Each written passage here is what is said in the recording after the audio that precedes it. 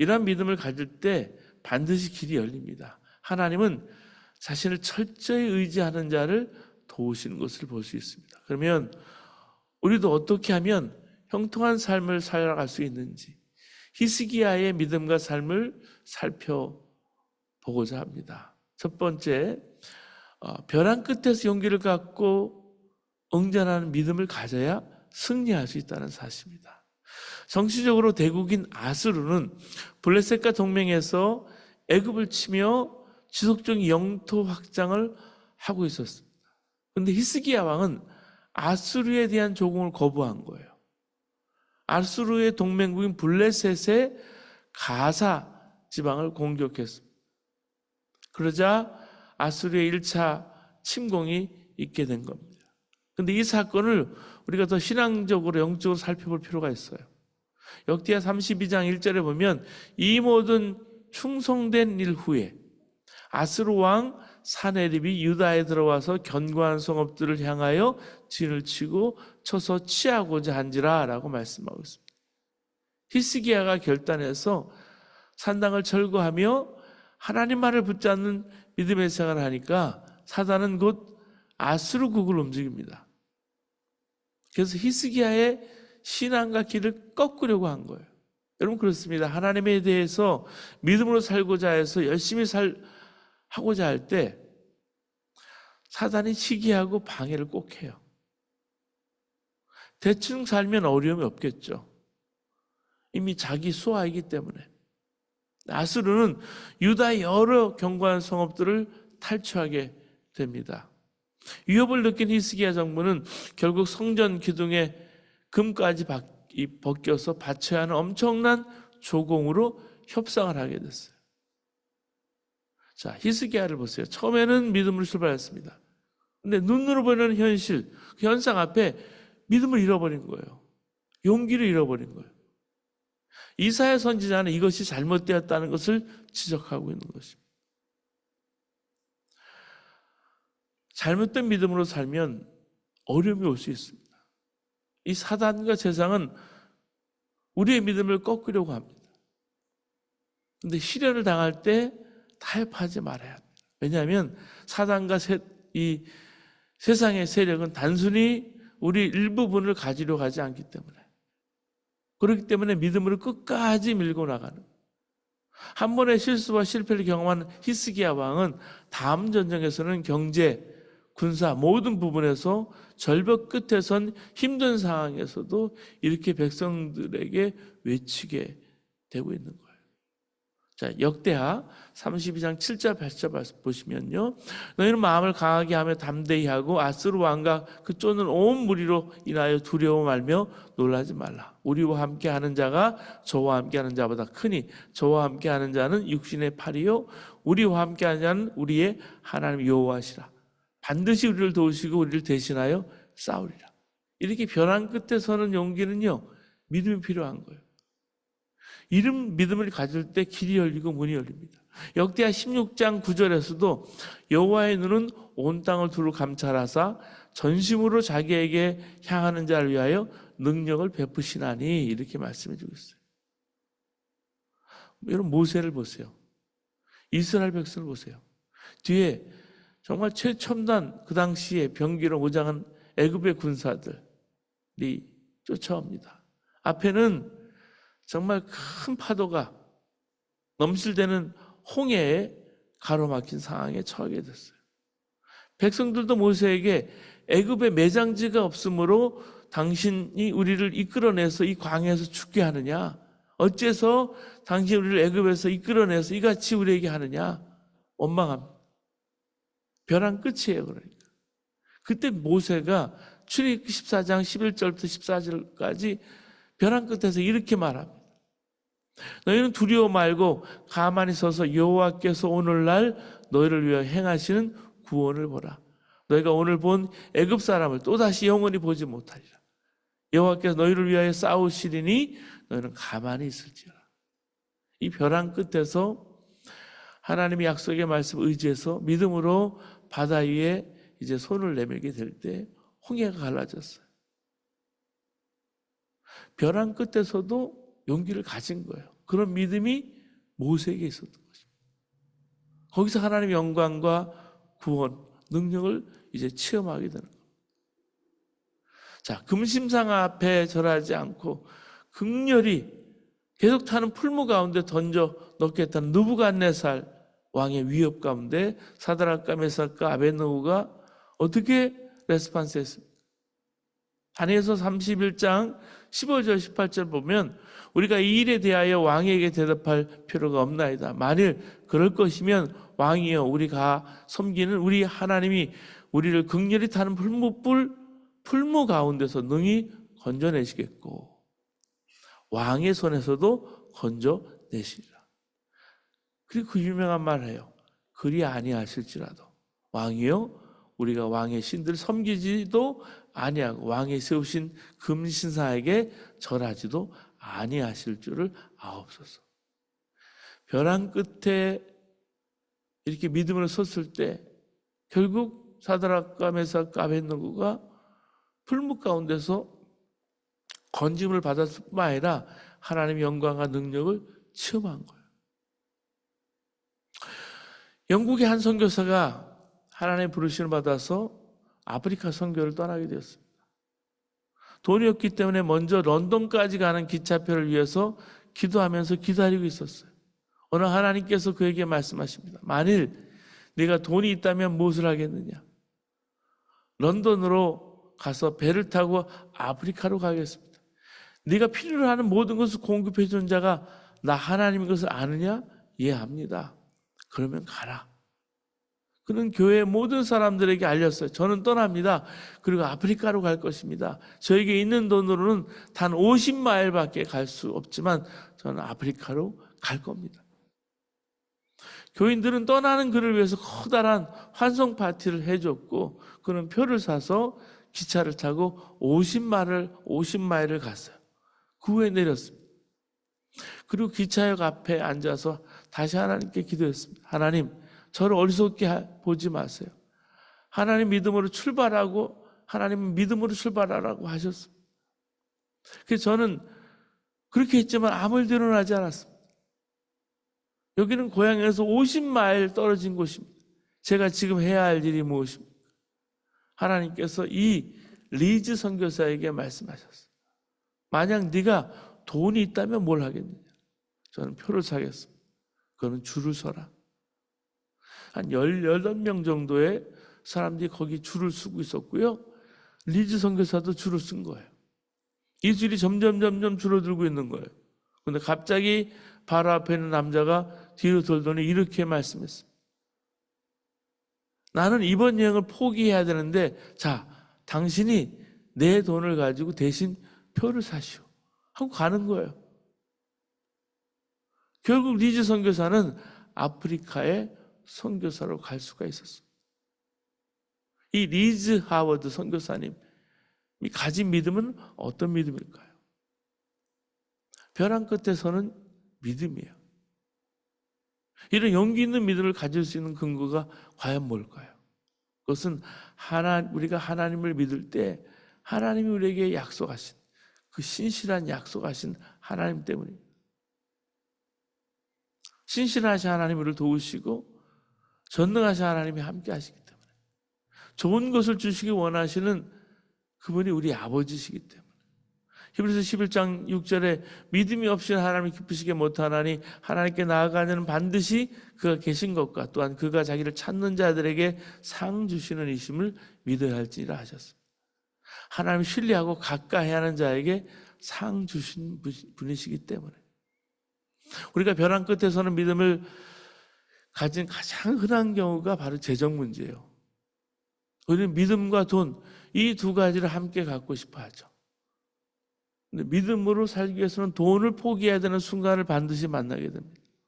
때로는 하나님께서 재정의 공급을 멈추기도 하실 때가 있어요. 살다 보면. 그로 인해서 마음이 힘들어지고 자신이 돈을 너무나 중요시 여기고 살지 않았는지 그때 알게 돼요. 우리가 가장 중요한 것을 공급하시고 건지시고 인도하시는 하나님 끝까지 신뢰하는 거죠. 예수님께 미래를 맡기고 예수님 기뻐하실 것을 행하면 벼랑 끝에 서 있는 우리 자신을 보게 되는 거예요. 그때 하나님께서 극한 상황 속에서 적재적소에 때로는 어느 기간 동안에 사람을 통해 보내시기를 하기도 하시고요. 환경을 통해서 역사하시는 것을 봅니다. 교회도 마찬가지예요. 가정도 마찬가지예요. 그래서 여러분 믿음으로 살다가 이제는 더 이상 견딜 수 없어지는 그런 상황이 느껴질 때가 있을 거예요. 재정의 문제, 관계 문제, 질병의 문제, 영적인 문제 여러 가지 말할 수 없는 처지가 있어요. 근데 이 벼랑 끝에 서는 믿음이 여러분 우리에게 있게 되기를 주님으로 축복합니다. 이 위기와 위험, 절망이 하나님을 경험할 수 있는 축복의 통로가 되는 것입니다. 두 번째, 이 사단의 의도성을 간파해야 승리할 수 있습니다. 17절 오늘 본문 읽었는데 같이 여기 역사학자들 간의 이견이 있습니다. 많은 학자들은 아수르의 2차 침공으로 이걸 보고 있어요. 아수르가 조공을 받은 뒤에 히스기야가 저자세로 나오니까 이것을 악용해서 자기 나라로 돌아가지 않고 도리어 예루살렘을 침공했다는 거예요. 어떤 해석이든 상황 같죠. 사내립은 믿음의 사람의 이 저자세를 보자 오히려 더 담담해집니다. 그의 군대의 일부를 예루살렘을 보내서 예루살렘을 내놓을 것을 요구하는 거예요. 랍사기를 통해서 고도의 심리전을 통해서 이스라엘을 와해시키려고 한 거예요.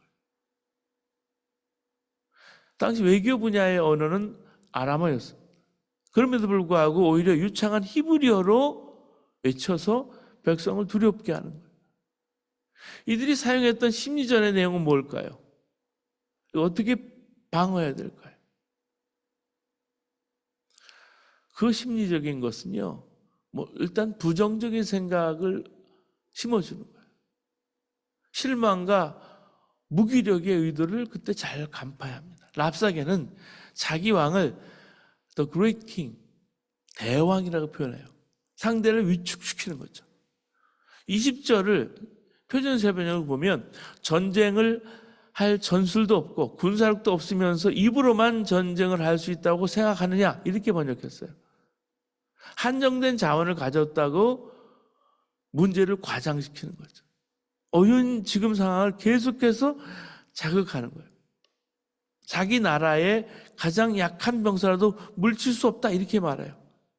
이 모든 말은 부정적인 생각을 불어넣고 있을 뿐만 아니라 이걸 계속해서 의식적으로 심어주는 거예요. 그래서 두렵게 하고 자기 비약에 빠지게 하도록, 자기 안에서 스스로 무너져 내리도록.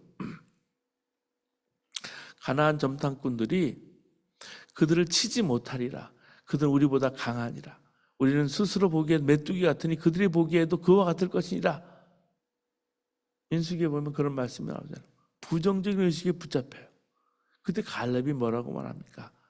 하나님 안에서 올라가서 그 땅을 취하자 능히 이리라 라고 해석을 해요.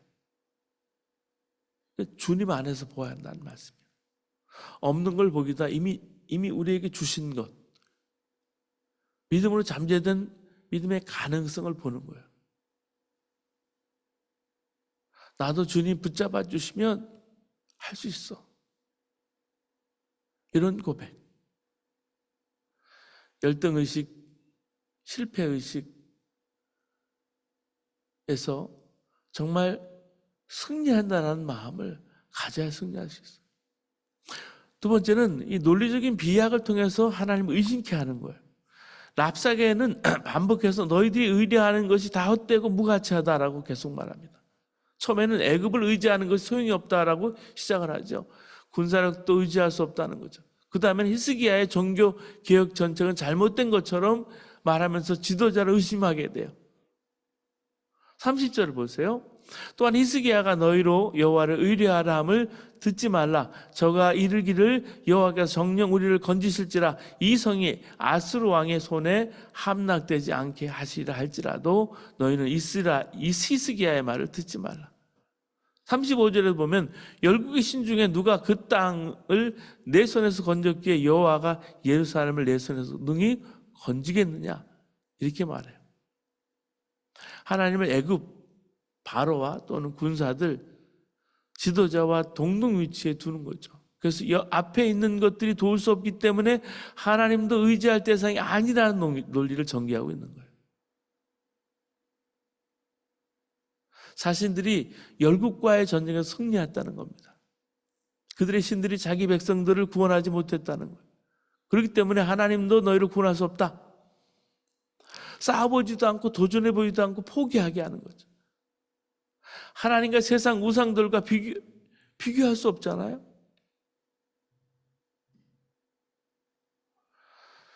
이사야 선지자는 곳곳에 세상과 세상 우상과 하나님을 비교하지 말라고 외치고 있습니다. 이사야 40장 15절 20절 보면 보라 그에게는 열방은 통에 한 방울 물 같고 저울에 적은 티끌 같으며 섬들은 떠오르는 먼지 같으니 그 앞에는 모든 열방이 아무것도 아니라 그는 그들을 없는 것 같이 빈 것 같이 여기시리라. 그런즉 너희 하나님을 누구와 같다 하겠으며 무슨 형상에 비기겠느냐. 우상은 장인이 부어 만들었고 장색이 금으로 입혔고 돌을 위하여 은사슬을 만든 것이라. 우상을 만들어서 흔들리지 않도록 세우니라 라고 말씀해 주셨어요. 사랑하는 여러분, 하나님은 여전히 어려움과 고난 중에서도 우리에게 관심 있고 우리를 사랑하세요. 하나님의 능력을 신뢰하는 것이 필요하다는 말씀이에요. 그리고 사탄은요, 이 랍사개를 통해서 유혹 속에서 숨겨진 이 노예와의 속셈을 얘기하고 있는 거예요. 31절 말씀 보면 너희는 내게 항복하고 내게로 나오라. 그리하여 너희는 각각 그 포도와 무화과를 먹고 또한 각각 자기의 우물에 물을 마시라. 이렇게 달콤한 삶이 있는 것을 유혹을 해요. 그럴싸해 보이는 단어들 속에 의도를 감추고 있어요. 너희를 한 지방으로 옮기리니 포도로 이주시켰다는 거예요. 부드러운 말 뒤에 비수와 같은 철권이 숨겨져 있는 거예요. 창세기 3장에 봐도요, 보암직도 하고 먹음직도 하고 지롭게 할 만큼 탐스럽지도 한 그 열매를 따먹은 다음에 인간은 완전히 존귀한 존재에서 비참한 존재가 돼버렸어요. 절망하기보다는 약속을 붙잡는 분이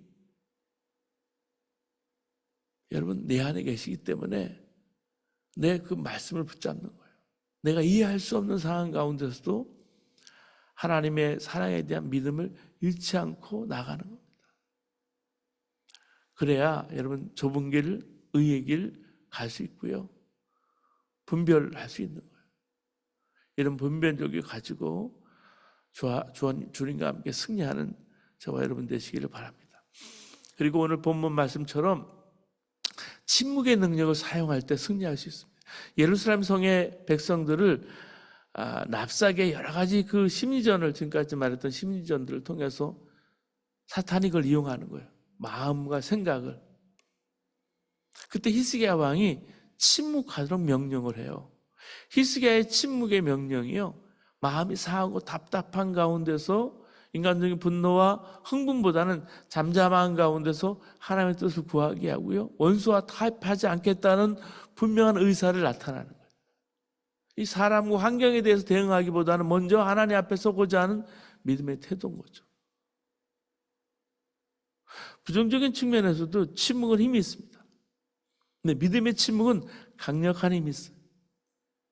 여호와와 이스라엘 백성들이 불락의 여리고성을 정복할 때 어떻게 했습니까? 고함을 지르지 말라, 작은 소리도 내지 말라, 한마디도 내지 말라, 한마디도 입 밖에 내지 말라. 여호수아 6장 10절에 말해요. 침묵함으로 성을 매일 돌았습니다. 믿음의 침묵은 오히려 여리고성 안에 있는 가나안 족속들의 마음을 떨게 한 거예요. 이 침묵의 순종이 결국 여리고성을 무너뜨렸습니다. 가늠한 여인을 끌고 와서 돌로 내리치려는 군중 앞에서 주님은 말씀하지 않았어요. 침묵으로 몸을 굽혀서 땅에 엎드려서 글을 쓰셨어요. 결국 주님의 침묵이 군중들의 마음을 진정시켰어요. 예수님께서 십자가 달리시기 전에 대제사장들과 장로들에게 고소를 당했습니다. 그때 주님은 아무 대답도 하지 않으셨다고 말씀해 주고 있어요. 침묵으로 진리가 뭔지 드러나게 하신 거예요. 어느 날 빈첸시오라는 수도사가 한 여자가 상담하러 왔을 때 한 이야기예요. 반난 남편과 싸우는데 어떻게 해야 되느냐 이 여자가 물은 거예요. 그런데 빈첸시오 수도사가 교회 뒤에 있는 우물가에 물을 떠주면서 성스러운 물이니 남편과 싸우려고 할 때마다 그 물을 한 모금씩 마셔라 그랬어요. 그리고 물을 삼키지 말고 남편의 말이 다 끝난 후에 이걸 삼키면 한 달 후에는 가정이 정상이 될 거다. 그때 이 부인이 남편이 정말 싸우려고 할 때마다 수도사가 시키는 대로 한 거예요. 그래서 한 달 후에 가정이 화목해지는 놀라운 역사가 있었습니다. 너무 신기해서 부인이 수도사에게 찾아왔습니다. 정말 신비한 물이군요. 그래야 수도사가 말했습니다. 물이 신비한 것이 아니라 침묵이 신비한 것입니다. 때로는 말하는 것이 문제를 푸는 경우도 있지만 대개의 경우 침묵이 문제를 푸는 큰 힘이 있는 거예요. 전도서 5장 23절에 보면 너는 하나님 앞에서 함부로 입을 열지 말며 급한 마음으로 말을 내지 말라라고 권면하고 있습니다. 이들의 여러분 침묵을 어떻게 보십니까? 믿음의 침묵은 수동적인 게 아닙니다. 사람을 변화시켜요. 능동적인 태도가 우리에게 필요한 거예요. 혹 어떤 절망스러운 환경이 다가오고 말을 듣는다 할지라도 믿음의 침묵으로 기다릴 수 있게 되기를 바랍니다. 그 침묵 속에 하나님의 도우심이 일어날 것입니다. 마음의 평안과 하나님의 역사가 찾아올 것입니다. 실망하는 사람에게는 침묵하는 믿음이 있게 되기를 주님의 이름으로 바랍니다. 사랑하는 여러분, 오늘도 이제 벼랑 끝에 우리 자신이 설 때가 있습니다. 하나님의 성품과 능력으로 용기 있는 믿음으로 나아가길 원합니다. 절망하며 의심하고 유혹하게 해서 큰 축복을 빼앗아버리는 사탄의 그 전략을 분별할 수 있게 되기를 바랍니다. 하나님을 절대적으로 신뢰하는 믿음으로 침묵으로 나아가서 승리하는 저와 여러분 삶 되시기를 주님 이름으로 축원합니다. 이제 기도하시겠습니다.